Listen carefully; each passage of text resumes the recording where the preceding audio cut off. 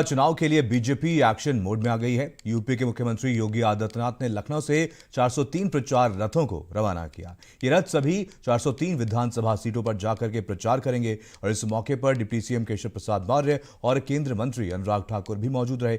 BJP की जन विश्वास यात्रा के रथ के बाद अब पार्टी डिजिटल रथ का सहारा लेने जा रही है। रिपोर्ट देखिए। यूपी फिर मांगे भाजपा सरकार।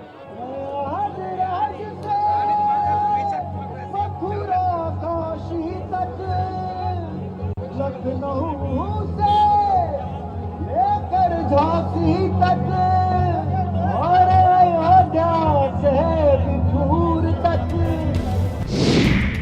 बीजेपी का रथ अभियान। रथों से तय होगी यूपी की सियासत। 403 विधानसभाओं में दौड़ेगा ये रथ।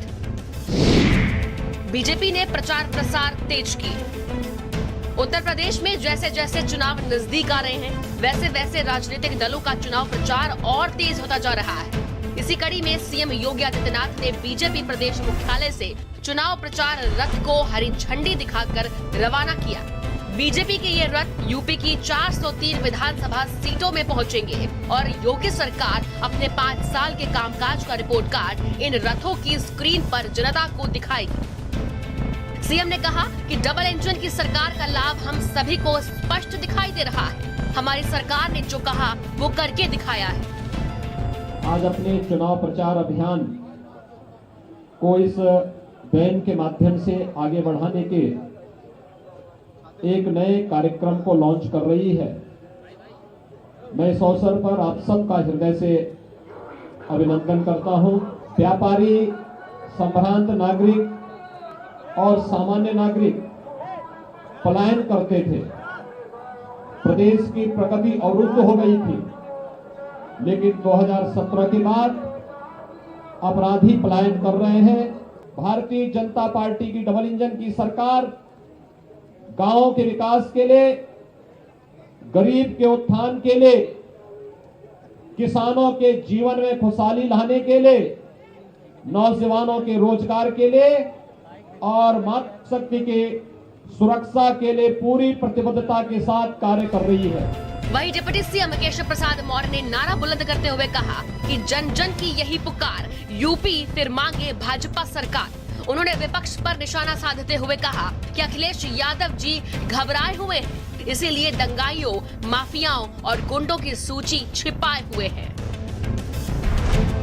भारतीय जनता पार्टी का प्रचार रथ जो हमने किया है वह जन जन को बताने को, जन जन तक पहुंचाने को आज प्रचार रथ जा रहा है। लेकिन प्रचार रथ जाने के पहले मैं इतना कहना चाहता हूं कि भाजपा की जब से आदरणीय योगी आदित्यनाथ जी के नेतृत्व में हमारी सरकार बनी है तो प्रगति हुई तो किसकी? किसानों की। प्रगति किसकी हुई? नौजवानों की। प्रगति किसकी हुई? महिलाओं की। प्रगति किसकी हुई? गरीबों की। प्रगति किसकी हुई? गांवों की। प्रगति किसकी हुई? जिनकी जरूरत थी। क्या हुआ? तो व्यभिचारियों का पलायन किसका हुआ? तो माफियाओं का पलायन किसका हुआ?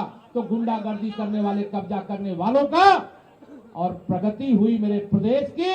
और अब जब से भाजपा सरकार है, अब पलायन करवाने वालों का पलायन हो रहा है। अब कोई माई का लाल पलायन नहीं करवा सकता उत्तर प्रदेश के किसी नागरिक का। भारतीय जनता पार्टी की जो सरकार है, इसीलिए मैं कहता हूं उत्तर प्रदेश से पलायन करने को मजबूर हुए, पलायन करवाने वाले, इसीलिए यूपी मांगे फिर से भाजपा सरकार।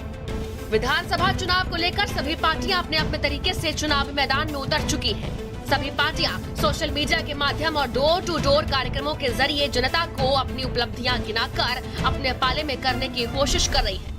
अब देखना ये होगा कि जनता यूपी की कमान किसके हाथों में सौंपती है। ब्यूरो रिपोर्ट, भारत समाचार। और इसी बीच एक बड़ी खबर